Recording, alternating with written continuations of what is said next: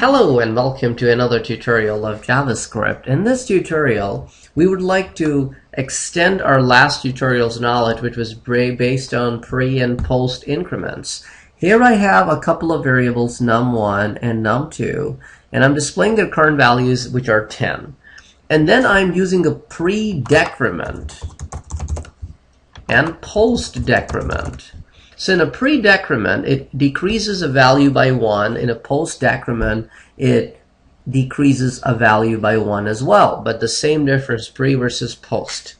Here is an alternate to increment by 1. You use the same variable on both sides of equals to sign. You add 1 to the existing value of the variable. And then after adding 1 to the existing value variable, you store it back in the same variable. Just like you can increment by 1, if I replace it with this symbol, it is decrementing by 1. If I replace it with this symbol, I'm multiplying it by 1 and storing it back in the same variable. If I do this, it is modding by 1 and storing it back in the same variable.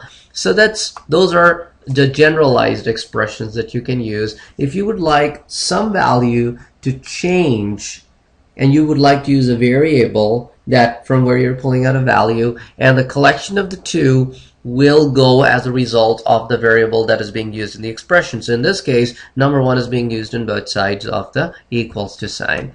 So this is a way to do it, to increment it by 1, or this is another way to increment it by 1. If I would like to increment it or decrement it or multiply or divide or mod by more than 1, then I could use this form over here, as you can see in these two lines.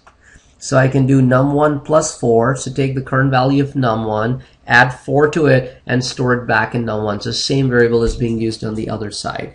So if it's the same variable that's being used on both sides, and I would like to increment by 1, the shortest possible way of doing that would be through a post or a pre-increment, which is plus plus num1 or num1 plus plus. Similarly, if I would like to increment by more than 1, like I would like to add 4 to the existing value of the variable, then store it back in the same variable. So I could use this long approach, which was the original approach, or I could actually be taking the compound statement, which is a shortcut to the statement above. So I say num1 plus equals to. That plus equals to is equivalent of writing this entire statement like this over here. These three things together is what this statement is equals to. So basically it means grab the current value of num1, add 4 to it, and then store it back in num1. Similarly, the num2. The good thing about these operators, the compound operators, they do come in for other operations like minus equals to, multiply equals to, divide equals to, mod equals to, and they mean exactly the same thing.